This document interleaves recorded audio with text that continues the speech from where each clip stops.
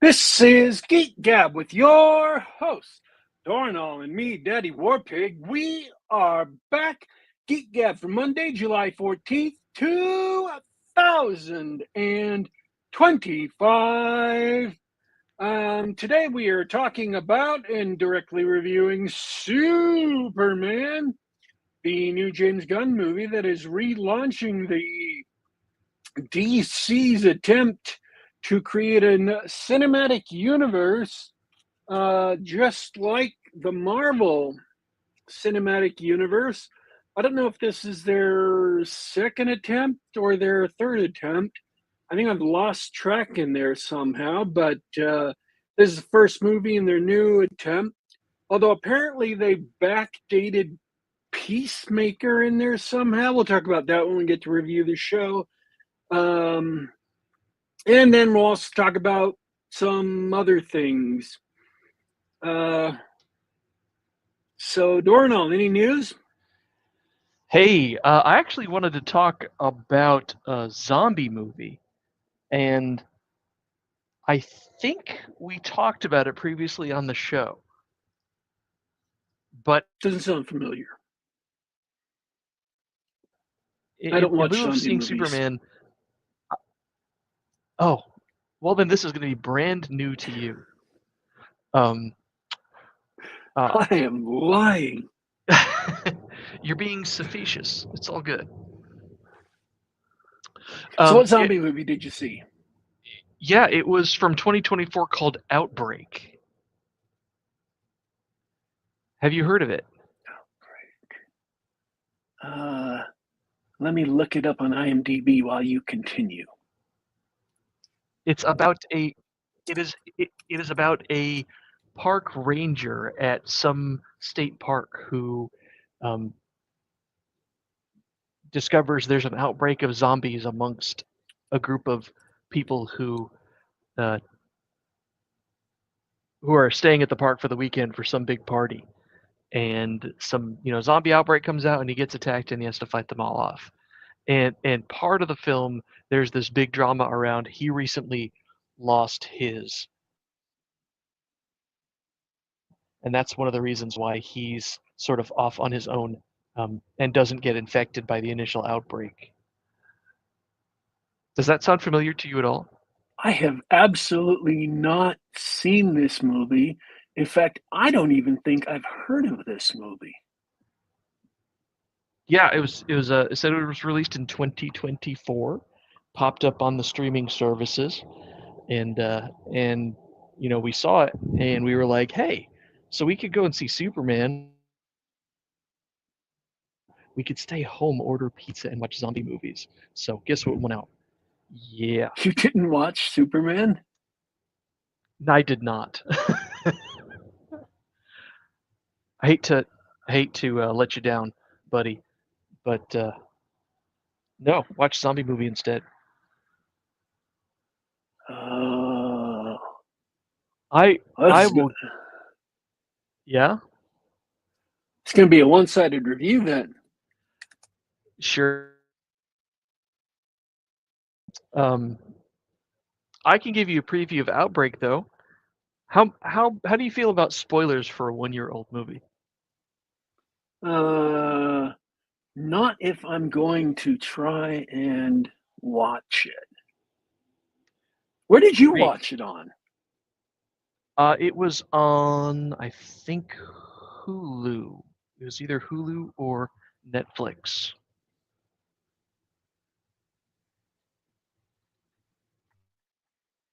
Well, I'll have to So the try and setup watch it. sounds great. There's a park ranger. There's a there's a park ranger. There's an outbreak. He fights them off. He tries to rescue his wife. They're having trouble getting along because they just lost their son, and he's having trouble doing the needful, defending himself against the zombies. There is.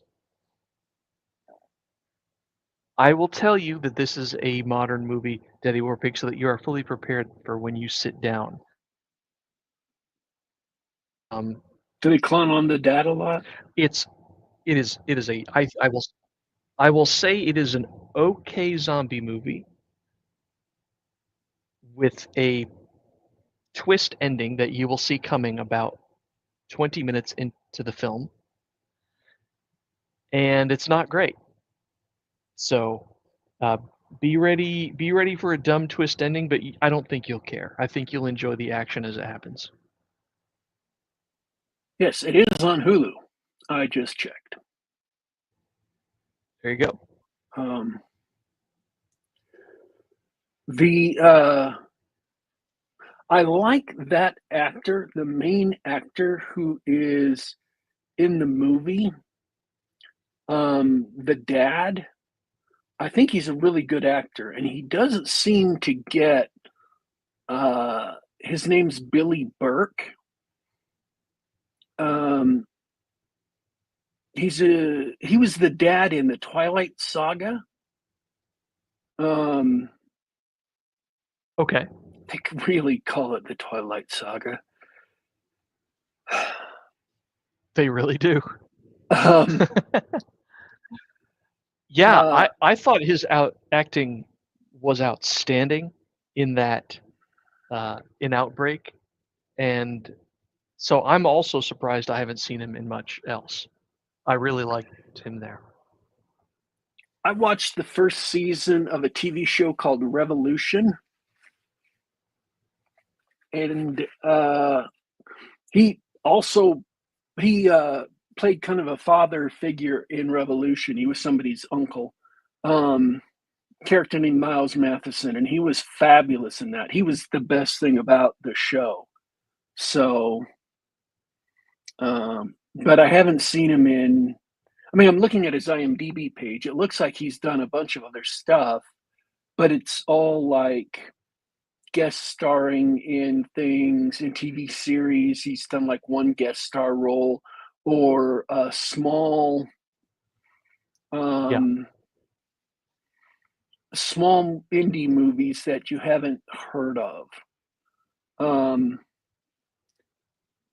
he was in Drive Angry, which I still haven't seen, which I want to see with Nick Cage. I want to see it because it's a Nick Cage movie. He was in the Red Riding Hood like werewolf movie, which I remember being good enough to keep me entertained. And that was the movie that also had Amanda Seyfried in it. She played Red Riding Hood. And it had Gary Oldman in it. So awesome. Gary Oldman Love that guy. always brings the fire. Always. Yeah, just bring edible scenery because he will chew it. But yeah, he's absolutely, absolutely fabulous. Billy Burke is. So that makes me happy to know that at the very least, even if the movie is kind of dumb in some spots, I know that he'll go a long way to carrying the drama of the movie. And he Absolutely. was really good with fight scenes too. So Absolutely. The fight choreography was really good. The computer generated zombie effects not so good. The acting for the total melodrama, right? You can't have that whole drama between two parents who've lost a teenager. Like you can't do that without going full ham. Like you've got to play it straight. Uh, really, really good. I've seen a Hey, number of other.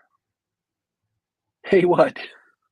oh, I was gonna say before we get into serious stuff, I wanted to say hey to guys in the chat. Good evening, DJ Bradford, Simon Hogwood, as always. Pleasure to see you guys here. Um, I'm Yeah, currently. as far as you guys go, like if man, we are out of sync tonight, Daddy Warpig. I'm sorry, man. Go ahead. I am currently working my way through HBO's True Blood series. I'm halfway through season 2 right now. So when I get done with that, there's going to be a review of that. I don't know how long that's going to take me. Um, we've got a guest up next week and another guest up in 2 or 3 weeks.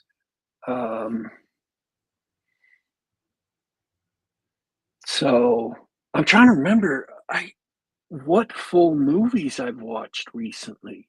I have watched several movies recently, but I don't remember if there's any of them recent enough to talk about on the show.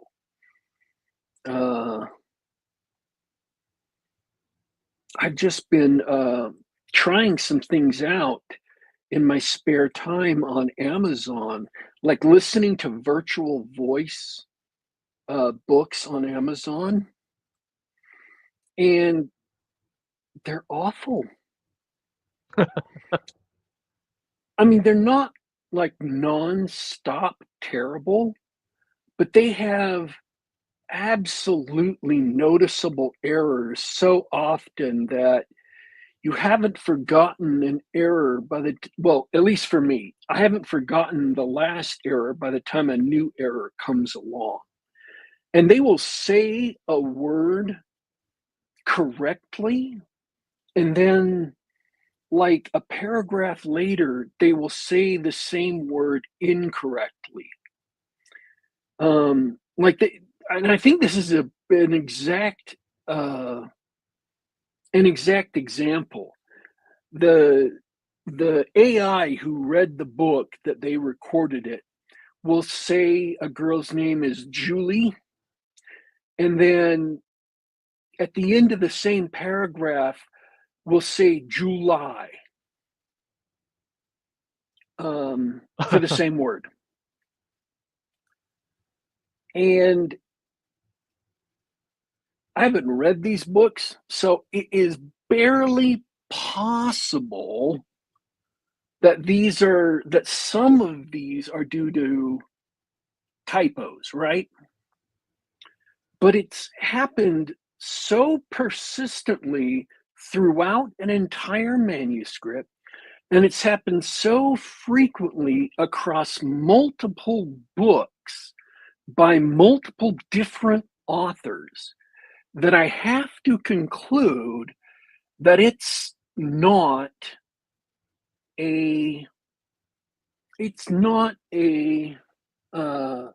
just the authors having typos, because they're really, really poor indie authors who can't get enough money to get professionally edited. And I was reading one of these books, and I don't know, a little bit into it, I began wondering if the book was written by AI. And the reason why is because it would have plot points and it would go on for a few short scenes, and it would sort of resolve a couple of plot points, but there would be a whole lot of stuff that you would expect would be part of the story going forward.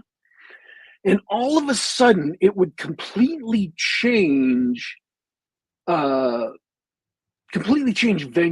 Like it would literally move completely across the continent and have a brand new situation with brand new side characters, brand new enemies, and it would just abandon everything except for the main character in a minor side character who had barely been in the book up to that point.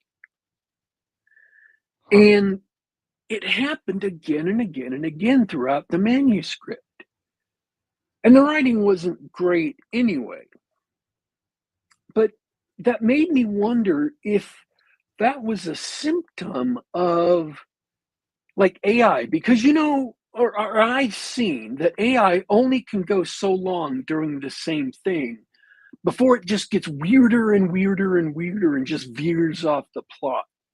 It made me wonder if the writer just had to was just out of ideas, and the AI was just generating crap ideas at that point, and it didn't have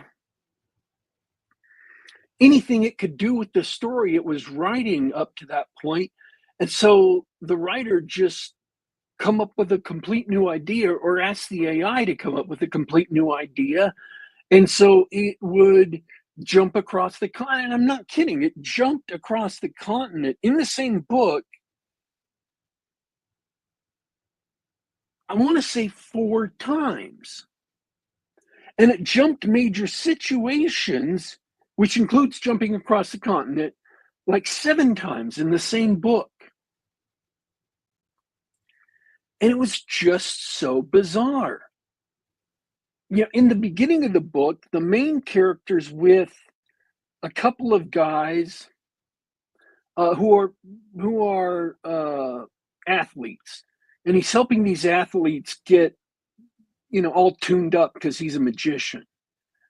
And then they get kind of strong. They don't even win anything. They get kind of strong, and they're starting to win stuff. And all of a sudden, it completely jumps to him being in high school and high school problems, and then completely jumps to a business situation with a business rival, and then completely jumps to him running a nightclub he took from the mafia, and then jumps to him getting married to this girl, and then jumps to business rivals with someone else, and then jumps to being completely across the country to help somebody set up a different club across the continent, and then jumps to him fighting hordes of whatever on the northern border. And you're like, what the hell is even going on? Where is the through line here? How is he even writing this? How is this all supposed to be connected? So I'm just wondering if it's because he's a bad writer, or if it's because it's written by AI and it just can't go very long with and continue plot points. I've never read an AI written book, so I'm just guessing that this was written by AI. I don't actually know. Sure sounds like it. But it's very schizophrenic. So I don't know. It made for some very odd reading effects. So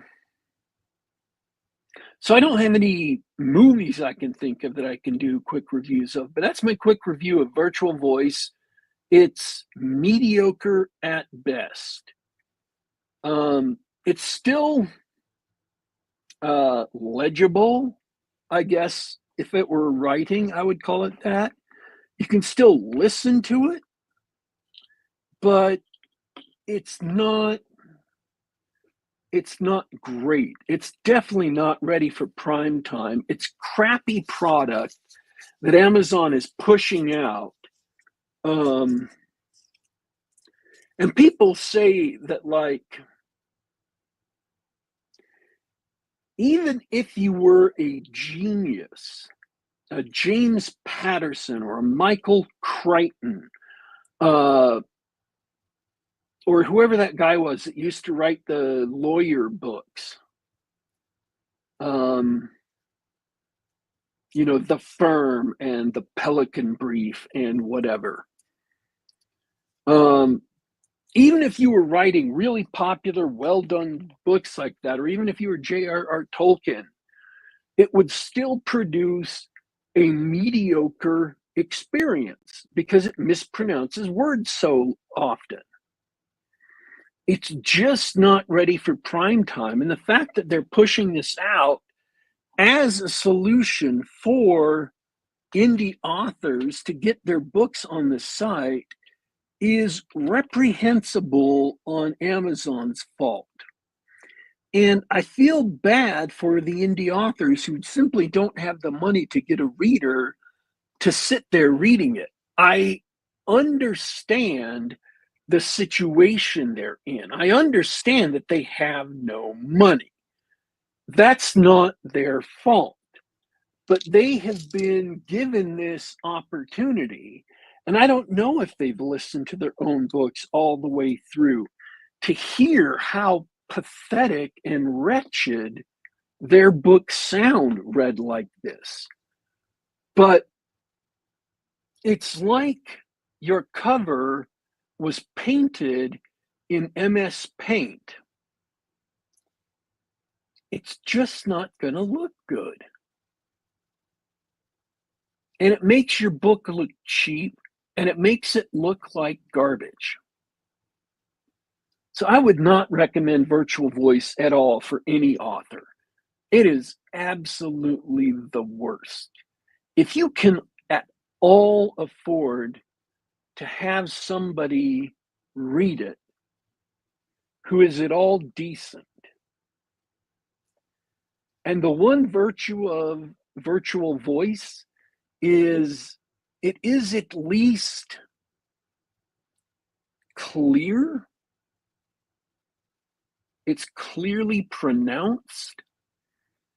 It doesn't have a weird lisp. It doesn't, you know, it doesn't stumble over its words. It doesn't have um, a weird accent. It doesn't, swallow its words in the back or have a gargling thing. Whatever. It at least pronounces the words in a somewhat clear, neutral accent. Although, if I remember correctly, there were also British accents available, and there are male and female voices available. I don't remember there being male and female voices in the same book. That may just be because none of the books I listened to had male and female point of view characters. So, if the only voice actor you can get speaks with a thick Pakistani accent and your audience is English speakers, you may need to have to use Virtual Voice. But other than that, oh yes, John Grisham, Simon Hogwood said, John Grisham is and DJ Schreffler said, John Grisham is the man who wrote all the legal thrillers. So if your only choice is an unintelligible reader, then yeah, you might want to go with Virtual Voice. But if you can at all avoid it with a decent reader, then go with a decent reader. It's just mediocre garbage. So. And no one is surprised. I'm really angry that they rolled it out in this state. I think they should have waited until it was a mature technology and then rolled it out.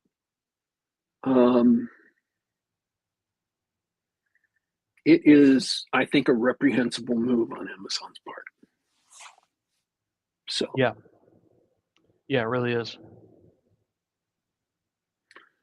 Let's see. I don't have any other news going on. It's been pretty slow in gaming world.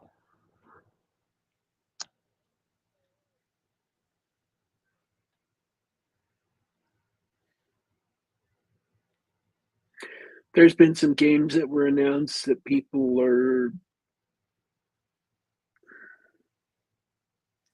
just the usual thing. Ken Levine unveiled his new game. And it's a BioShock.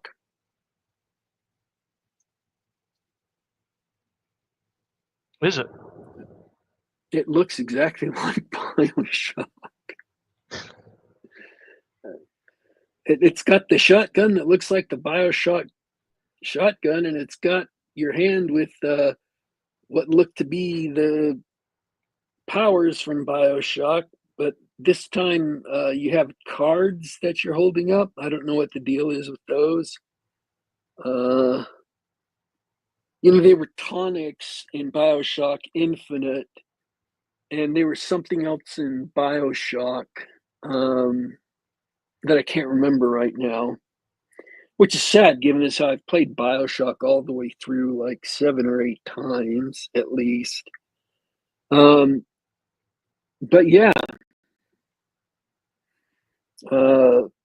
so it totally exactly looks like Bioshock.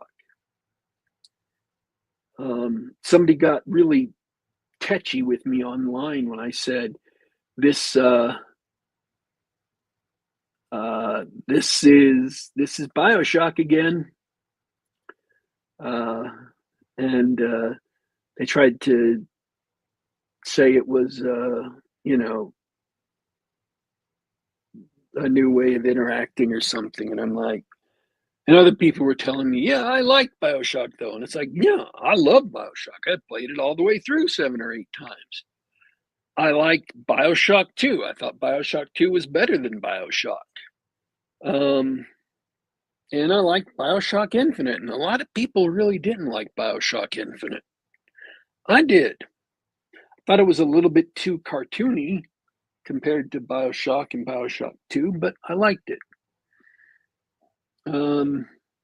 So I'm hoping I'll like this game. They released a retro version, a updated version for modern consoles of System Shock 2, but they didn't. But it's still the old graphic engine, so it still looks like System Shock 2. It's not like, ooh, it's on Unreal 5 now. It's not a remake. It's just getting the old engine to run on new hardware. So it's got all the old controls and everything remapped to a controller, and they also released it on PC. So I tried playing that, and I was like, yes, I remember why I have enjoyed moving to a console with games made specifically for console. I remember why the old days have passed, and I haven't much missed them. So I know that irritates some people who really love the old games. I myself am waiting for release of Marathon Infinity and or Marathon because I've got Marathon 2, but it seems like Marathon 2 didn't do well enough for Microsoft to decide to release Marathon Infinity. That's fine. They're shutting everything down. Oh yeah, big news in the tabletop RPG industry. Guess who's in charge of Wizards of the Coast now? Who's in charge of D&D? It's 343 Industries.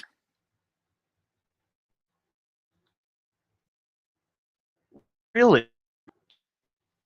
Yep, their last CEO was a Microsoft person, and their new, I don't think it's the CEO, but it might be the CEO. I can't remember if it's the CEO or if it's the head of product stuff at D&D, the line something or other. I think it's the new CEO. He was one of the way higher ups at 343 Industries. So we can look onto all of that, success coming into WotC and Hasbro. Just great. He was the person in charge of that big, huge project that was going to revolutionize tabletop gaming, the microtransaction, always online DM virtual tabletop video game thing, where they were going to make tabletop D&D into a video game instead of a real game, instead of a computer game. So So he so you remember they shut that whole thing down. It just vanished like it never existed. Right. Again, because it's like the third or fourth time they've done that. Well, that guy who was in charge of that blazing success is now in charge of Wizards of the Coast. Genius. Sheer genius. I literally cannot tell you how excited I am. Yeah, you're unable to form the words. I'm physically unable to describe my excitement. Completely I incapable. cannot do it. So,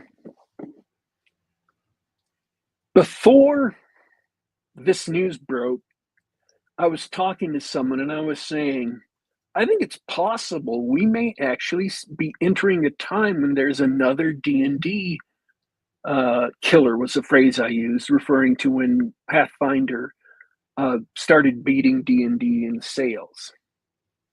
And then after this news broke, I was thinking, so now the question is not whether or not there's going to be a D&D killer. The question is, how many D&D killers are there going to be?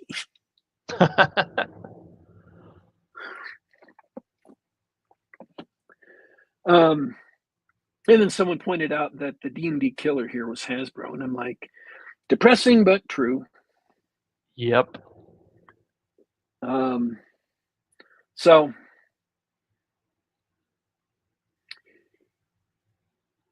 there is apparently, the diamond collapse. Did we talk about the diamond collapse last week? Yes. The diamond don't collapse. remember. The diamond collapse that's killing comics because of Yes. a bunch of unsold inventory is also wiping out tabletop RPG companies because a bunch of their inventory that they sold to Diamond that they expect to get profits on are now going to be seized and sold at fire sale prices, and all the proceeds from it are going to be turned over to people Diamond owes money to. Oh dear. So they're not going to get any money back on that.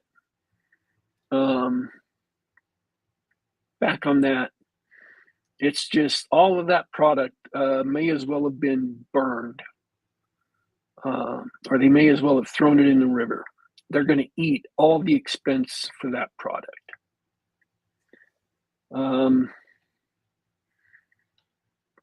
So a great many companies are looking at a big hit to their bottom line. Sucks. And one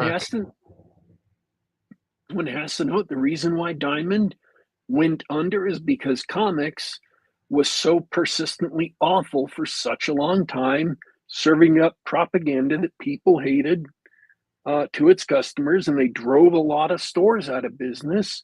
And every store that got driven out of business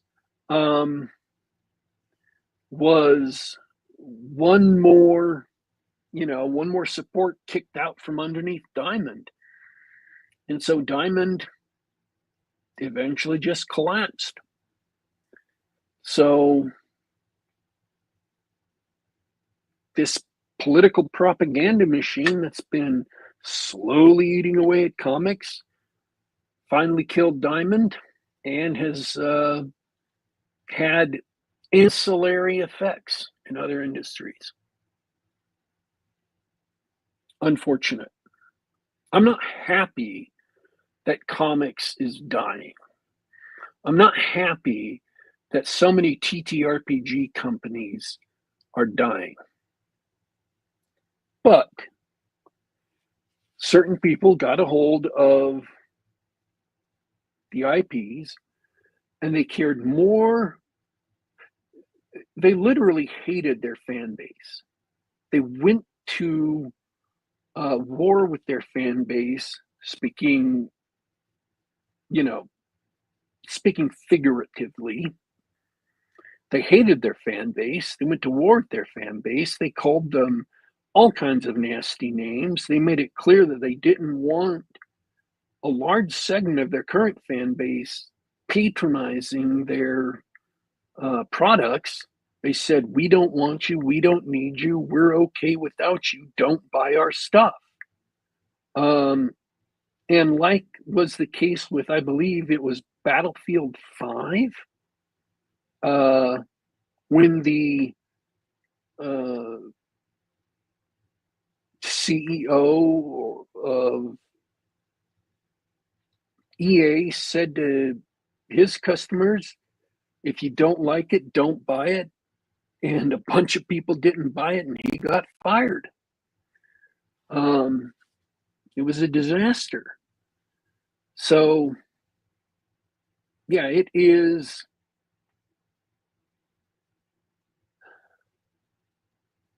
Role playing is a small industry. There are very low margins, very few customers. And unless you are one of the huge market leaders,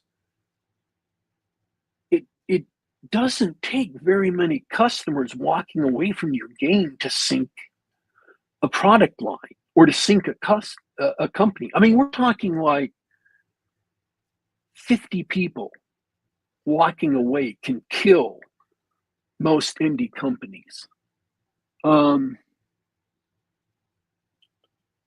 It is, and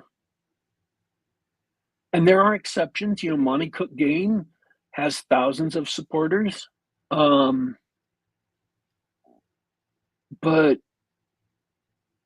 I mean, they sell thousands of copies of their games when they do their Kickstarters, but that's artificially shoving an entire game line into one box and then not selling anything else for it, or not selling very much else for it over the long time.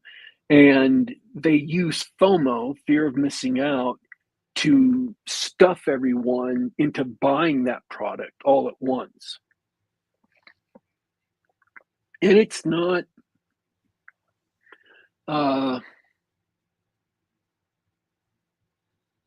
so I think they get higher numbers than they would if people just saw it sitting on the shelves and didn't and felt like that they could buy it next week or next month or next year, like D&D. But D&D is losing sales. Its sales are going down. I'm not going to say it's cratering or it's crashing or they're dying or anything, because I don't know that that's true. So I'm not going to try to be too dramatic with that, but their sales are dropping. And dropping seriously. It's not a small bump. It's a serious bump. I just don't know how serious it is. So you've got all of these big companies losing enough, and then small companies that are still continuing to push political propaganda instead of making fun games. And it's at a time when we are in still somewhat economically rough times. People are finding it hard to get jobs. People are finding it hard to have excess money to spend on things.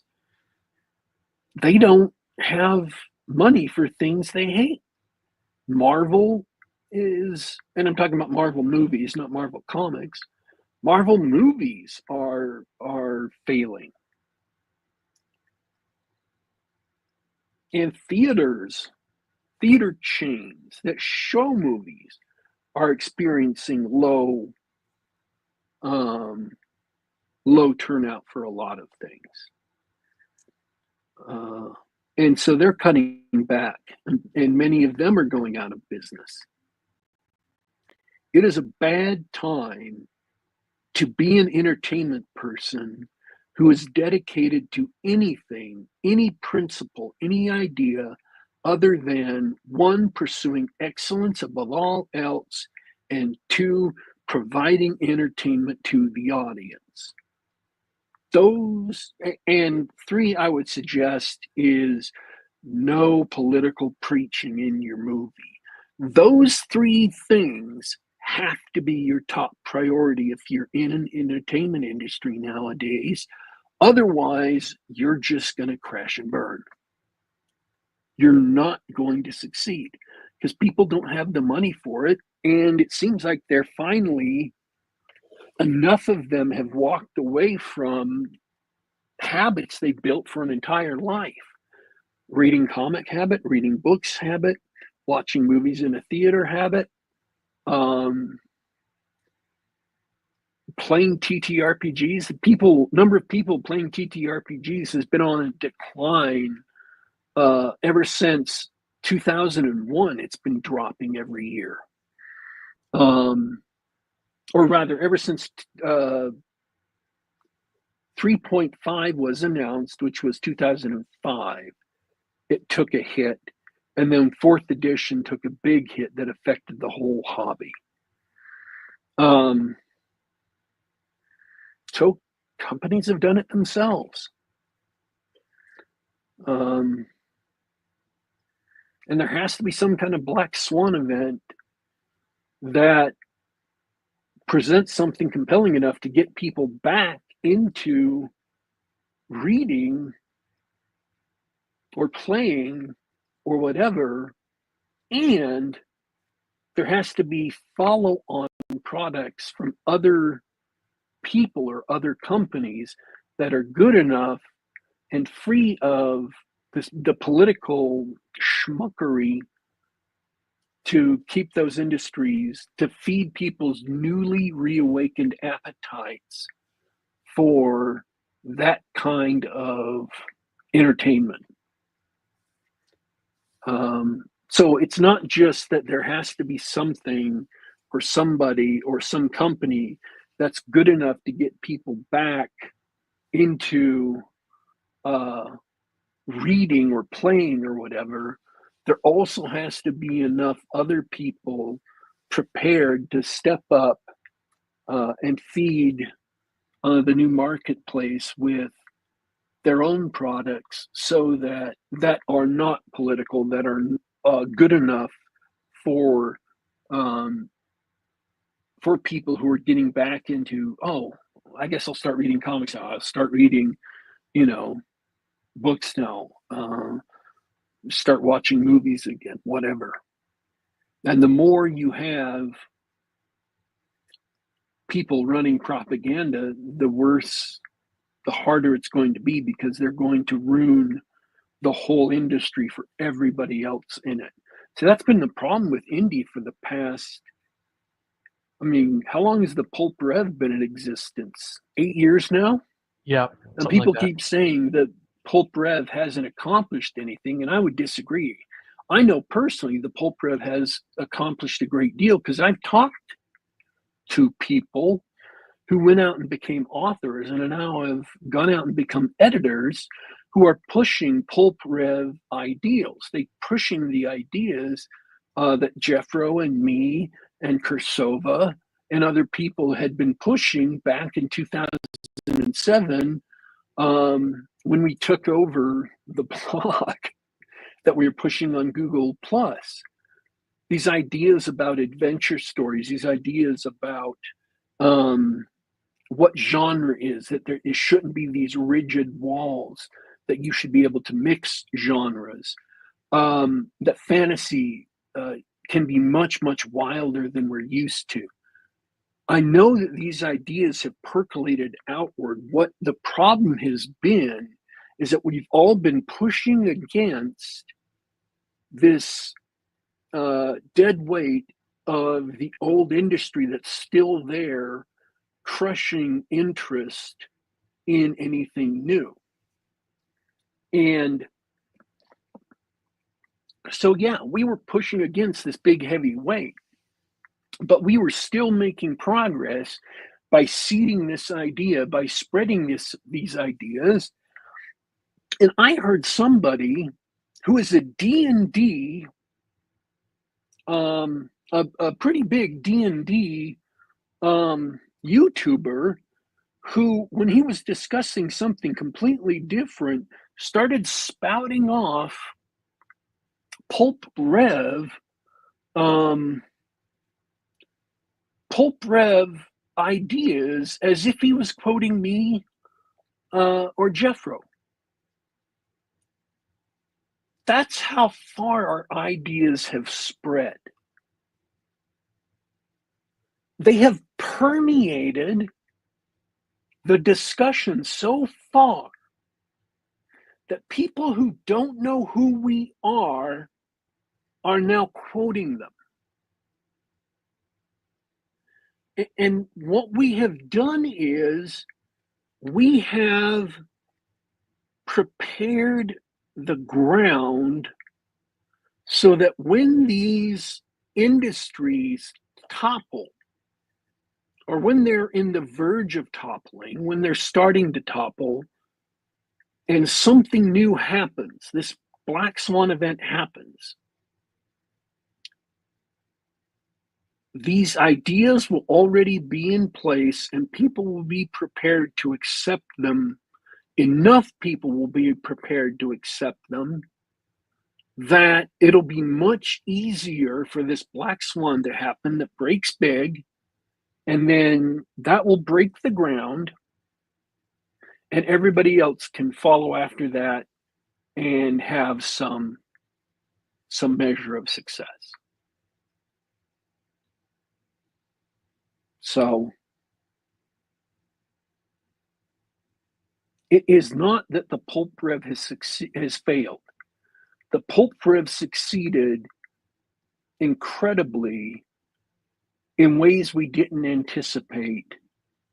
And it just took a long time for us to keep spreading our ideas until they have spread so far beyond what we thought was ever possible. And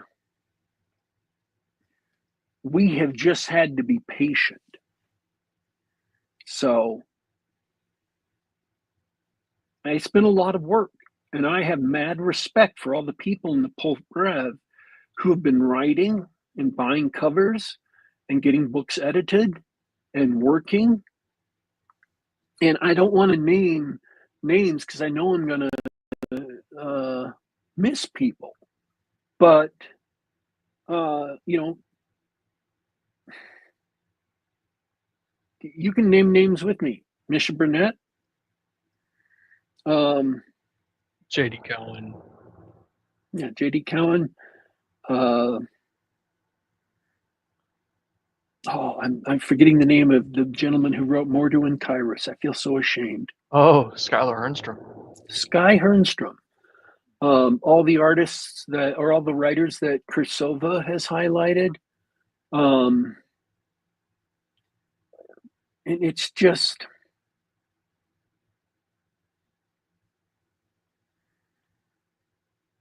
our friend from Israel, Yaakov Merkin. Ben Chia, the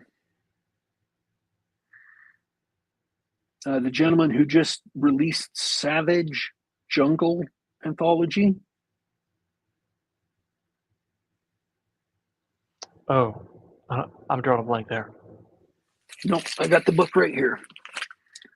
J. Manfred Weichsel, who is also an actor.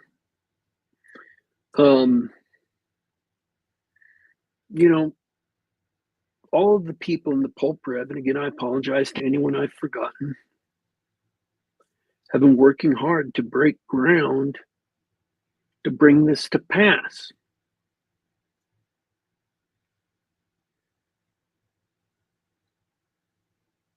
So I don't know when it's going to happen, but we have been successful in doing things to spread our ideas. And that moves us several steps closer to being ready to take advantage of things when something finally breaks.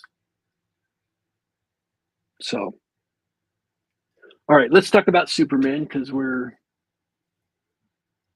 got some time before our normal closing time. Okay. Superman is a James Gunn movie. It's got a lot of characters in it from the DC comics that I don't think have shown up in any movies or TV shows before.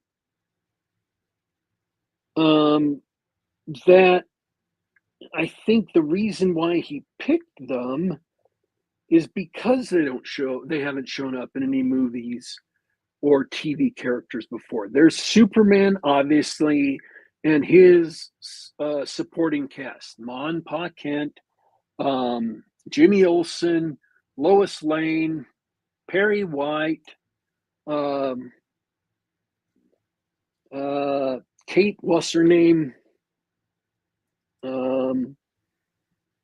Who has a super crush on Clark in the comics and never gets to complete it because she's just not the woman Lois Lane is.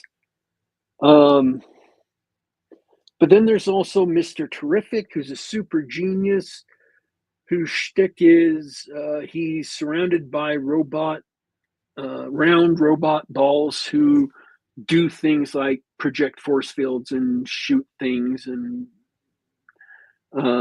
whatnot. There's Guy Gardner, who was a replacement Green Lantern for Hal Jordan in the comics. He's from the late 80s, and he's a giant, massive, colossal Richard in the comics. And he's pretty much that in the movie. It's a little toned down, but not much. He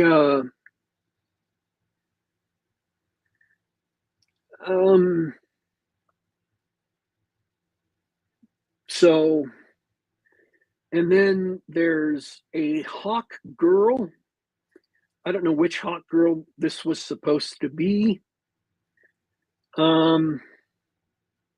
They had Metamorpho, the elemental man who can change his body into any element. They had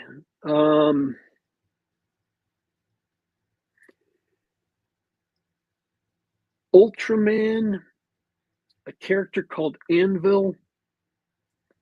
Obviously, they had Lex Luthor there. And Lex Luthor's Squeeze. I don't know if Lex Luthor typically has girlfriends in the comic, but Lex Luthor having a stupid bimbo girlfriend has always been part of the movies since 1978. In Brandon Routh's movie, Superman, Lex Luthor had a bimbo girlfriend. Batman v Superman for the Snyderverse, I don't think he did. But, they've carried on the tradition in this Superman movie. I don't have to explain Superman, do I? I don't think you do. Okay. I think Superman is one of the most recognizable characters in the world.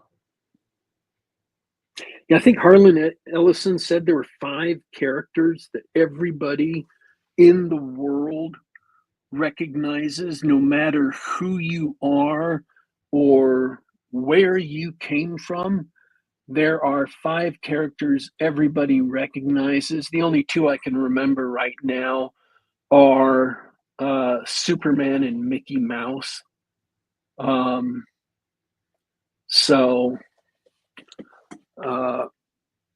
And I really thought I had saved that.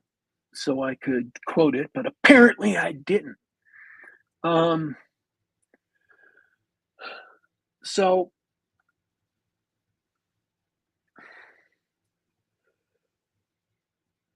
there was also Crypto, and Supergirl makes a tiny cameo appearance to set up her existence for her own movie.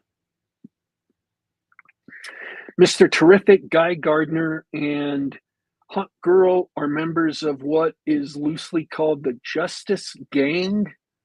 They're sponsored by a corporation, and the building that they're building for the headquarters of this Justice Gang is the Super Friends headquarters that was introduced in the Super Friends cartoon. Which everybody loved so much. I don't know if it crossed over into the comics, but it appears really often later in a lot of different offshoots, because Gen X, it was burned into the brains of Gen Xers as children. So they're not going to let it go. And I'm not criticizing people for that. It was burned into my brain as a little kid.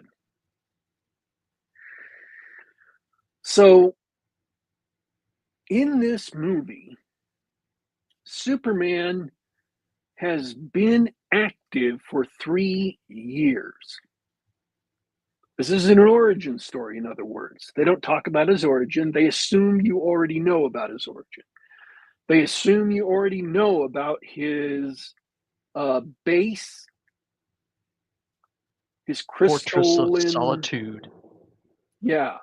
Although in this movie, the Fortress of Solitude is not at the North Pole. It's somewhere in Antarctica.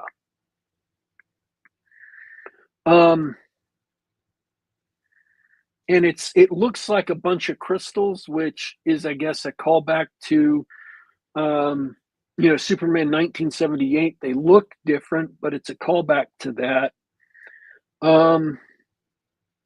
So presumably Krypton looked like that. I'm going to spoil one sort of... I don't know that I should. If you read anything about Superman online, starting from like 2 days before the movie came out for regular people, the whole movie got spoiled online. But it was so incoherent that I didn't understand it until I saw it in the theater. So it wasn't really spoilers. It was just a bunch of confusing stuff. Here's the problem. This is what I was going to... By listing all those characters, what I'm saying is there are so many characters, we don't get to know any of them, and that includes Superman. We don't get to know this Superman. We don't get to know who he is, what his successes are, what his problems are. And so right from the beginning of the movie, he gets beat up and defeated in a combat and lands in the ice and has to be dragged back to his Fortress of Solitude by Crypto, the flying Kryptonian dog. Oh, that's not a great way to start any hero movie. So I think that's supposed to be like a moment of empathy where you feel bad for Superman, so you start to care about him. I think that's what they were going for. Yeah, but you don't make the hero lose. No, it did not work. I just felt emotionally disconnected from all the characters for the whole movie.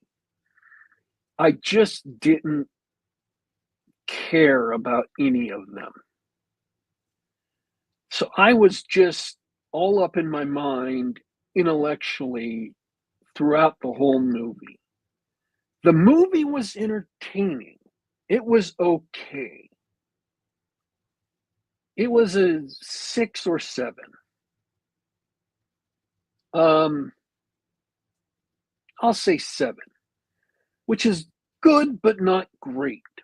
And the reason why is you don't get to know who any of these characters are. You don't know who Guy Gardner is. You don't know who Mr. Terrific is. You don't know who Hawk Girl is. See, unlike Superman and Lois Lane and, Perry White and Jimmy Olsen, you can't lean on people's prior knowledge of these characters to know who they are. Mr. Terrific, unless you know him from the comics, I don't think he's ever been in a TV show or any of the cartoons or anything. You have literally no idea who he is, what his personality is, what his strengths are, what his weaknesses are. And so he's just kind of there. And Guy Gardner is a Green Lantern, but unlike being, like a cool, unflappable, fearless Green Lantern, he's just this big jackass the whole movie, which is what Guy Gardner is supposed to be. But you don't know that. And you don't know why that is. You're not familiar with him. You cannot depend on previous familiarity with these three characters the way you could with Superman.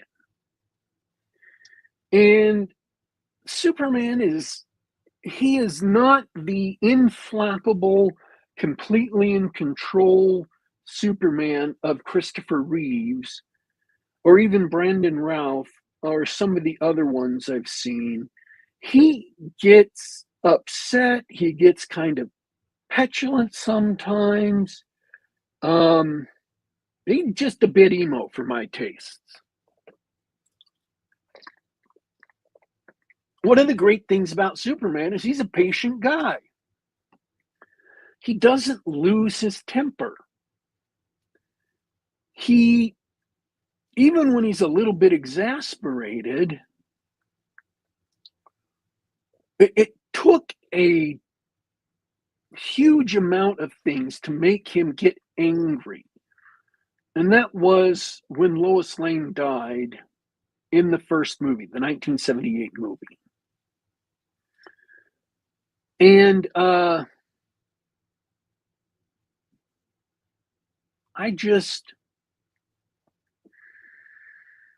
felt like he was too. I know they're trying to humanize him and make him a little bit more human because, the tough, boring Superman who's kind of perfect is boring and nobody can relate to him. I liked Paragon's Superman. Superman as a paladin who is a hero to everyone, who's someone that everyone could look up to. This Superman gets his butt kicked an awful lot. He just gets beat down and beat down and beat down like the whole movie. That's not Superman's shtick. That's Batman's shtick. Batman gets his butt kicked all the time, but always wins the fight. This Superman is getting his butt kicked and loses fights. Like frequently. And it didn't feel like Superman to me.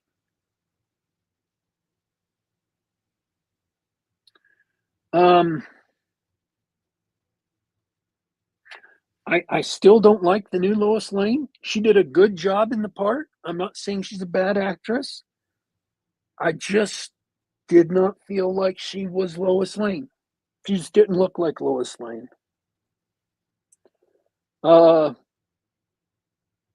Jennifer Connelly was way too old for the part, but that's the caliber of actress you need in the role as Lois Lane.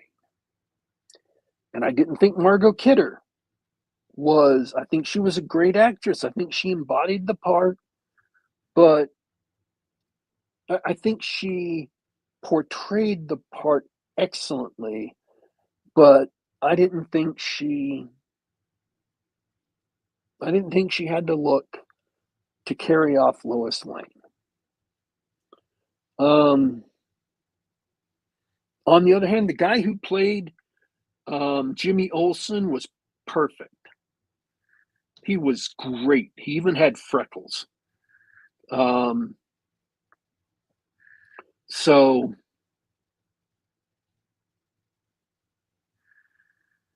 casting was a mixed bag, and I would have liked it if we had gotten to know some more people.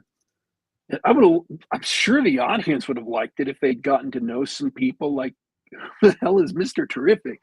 Mr. Terrific has a surprisingly huge role in the movie for somebody you have no idea who he is. By the way, people, if you go and watch the movie, he's got something written on his sleeves. You won't be able to see what it says, but it says fair play on both of the sleeves of his coat. And that's something he inherited from the previous Mr. Terrific in the comics. Fair play. And I don't actually know the story behind why that was the motto of the previous Mr. Terrific. So there were some very unsatisfying parts. I would have liked it if Superman was a little bit more unflappable and didn't get upset. I would have liked it if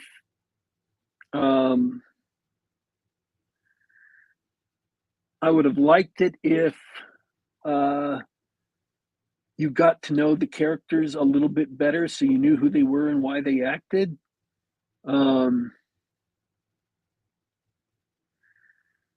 Superman doesn't save Lois Lane once in the movie. What?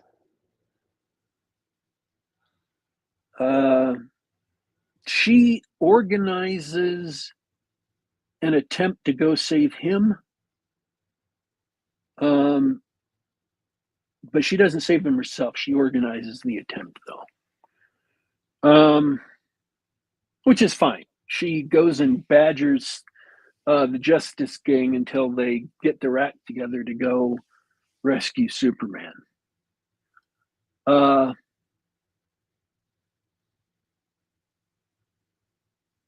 Justice Gang, however, has a good sub-story in the movie. Their roles in the movie are satisfying, and they get to do some great stuff in the movie. They're not just an afterthought. They're not just tacked on so they can show up in other movies, so they can do a spinoff. They're integral to the movie. They have a purpose in the movie, and they get some great stuff to do. And you may have seen some of them in trailers, but they're cooler in person. Just like me. So there's a lot of great stuff to like about the movie. The fight scenes are good. The special effects are great.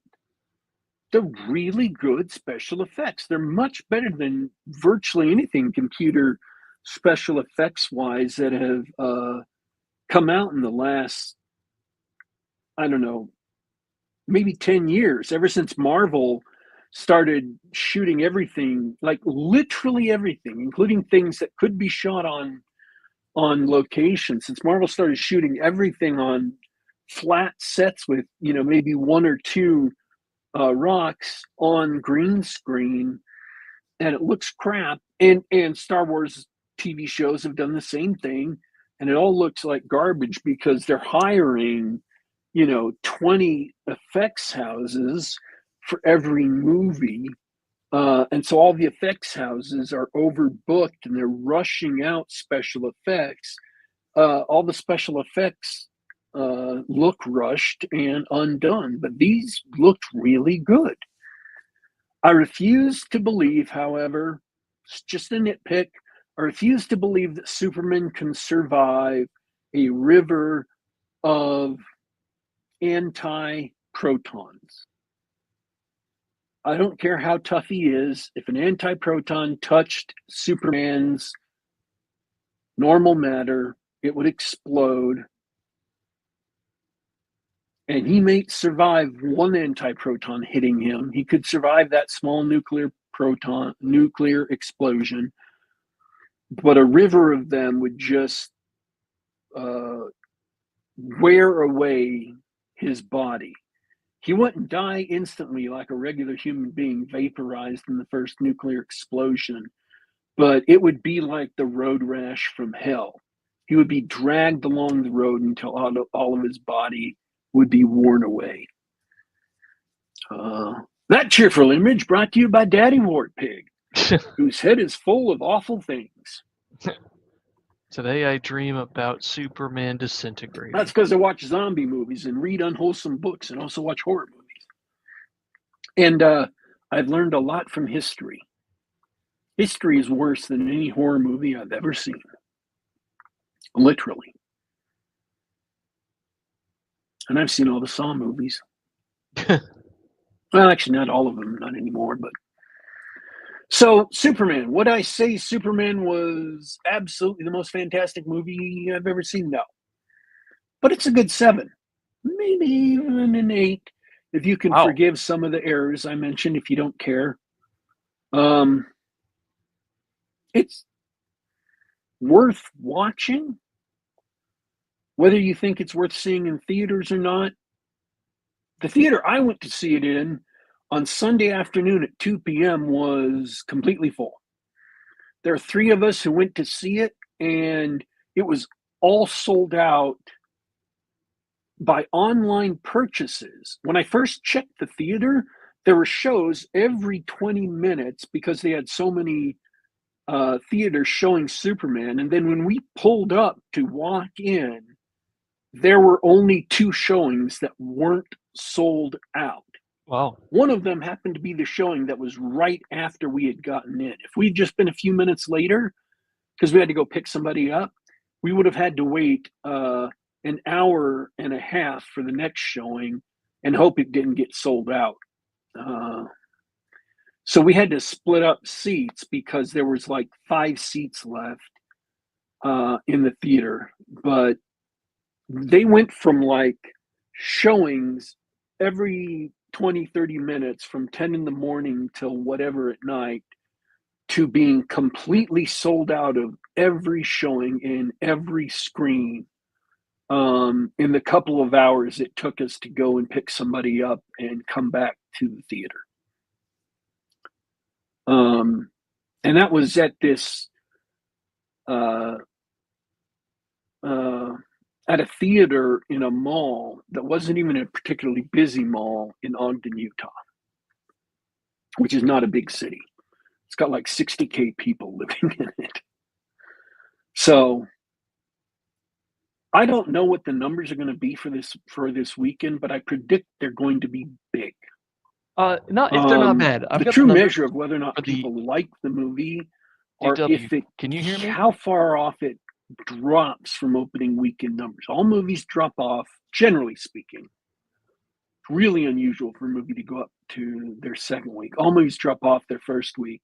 The question is how much it drops off. If it drops off like 90%, then terrible movie, everybody hated it. If it drops off like 60%, that means it's a really, really good movie and people are very happy with it. Hey, can you hear me now? Yeah. Yeah. I do have some numbers.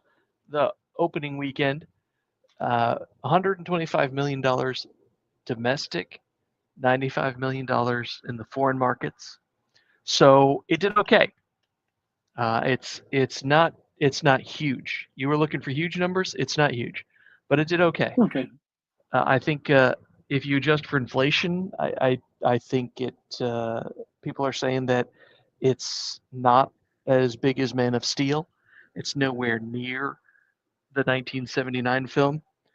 But we know that people are tired of going to the movies. We know that COVID killed that whole culture, and we know that terrible writing has sapped people's desire to go out and see films.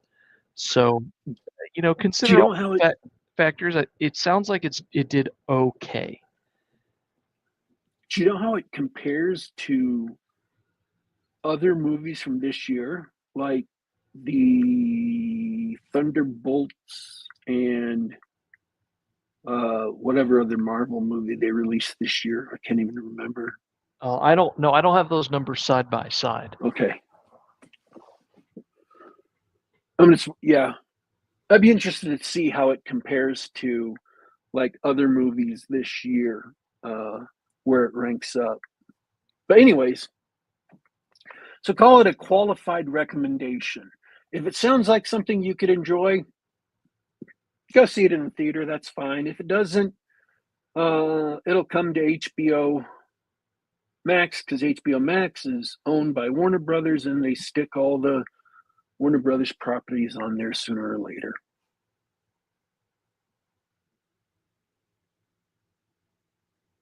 That's it. That's it. Good show. I don't have anything else to add, Danny Warpig, other than you're awesome. Stay that way. You don't have any questions about the movie? I wish I did.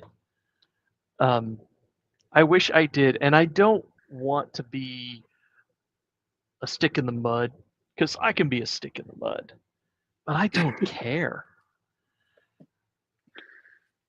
I've got I don't have any investment in these characters as comic book characters in the movies. I don't care about James Gunn or has let's see what's he done that's actually been really good. I really enjoyed Guardians of the The first Galaxy. two Guardians of the Galaxy. The first two Yeah. Guardians of the Galaxies were so good. I really enjoyed those. That doesn't mean I want him to make the rest of comic book movies for the rest of time.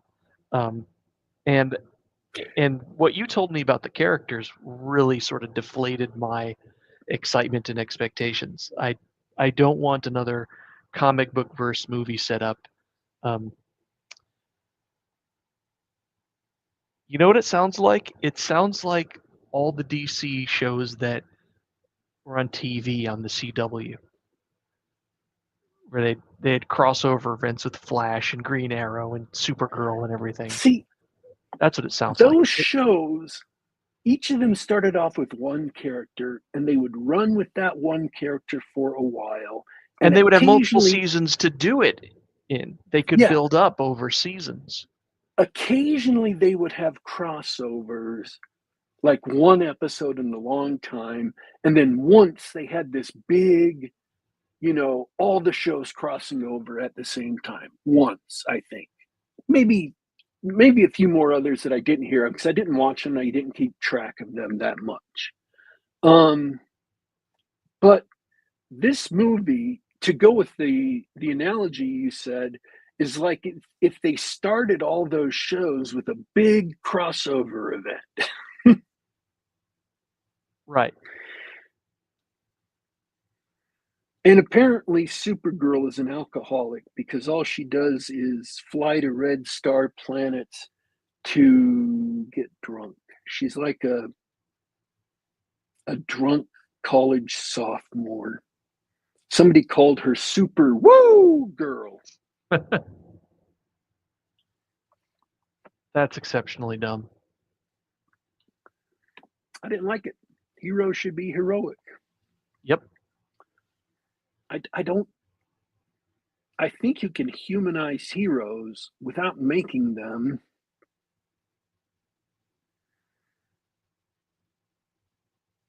I think that being an alcoholic was okay for Tony Stark because that's the Marvel shtick. That's what works for Marvel. And maybe that could work for some characters in the DC universe. But that's not the way Superman and Supergirl should be because he's Superman. And intrinsic to that is that he is the epitome of the moral person that everybody can look up to and admire and know that he's a good person and just see as a role model.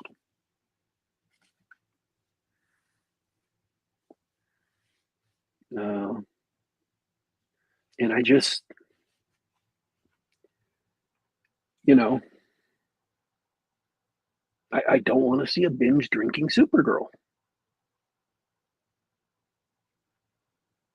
I just don't. I mean, she shows up to pick up Crypto because Crypto's her dog, and she's drunk. She's falling all over herself. I don't.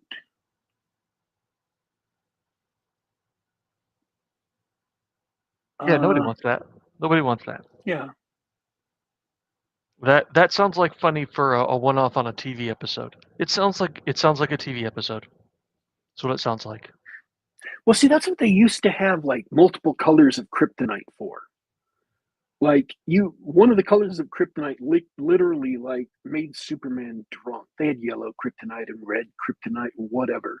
One of them like made him drunk. That was a gag back in the 50s. So that was fine for like one comic episode. But you don't want a character you don't want Superman literally, or even Supergirl literally going out and being a binge drinker and getting drunk. That's just not who Superman or Supergirl is or should be. And maybe she's become like that in the recent series, but recent comics since like maybe 2012 mostly have been garbage. Not universally, but mostly have been garbage.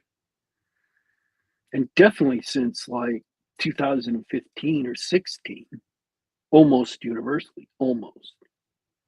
So yeah, did not like that.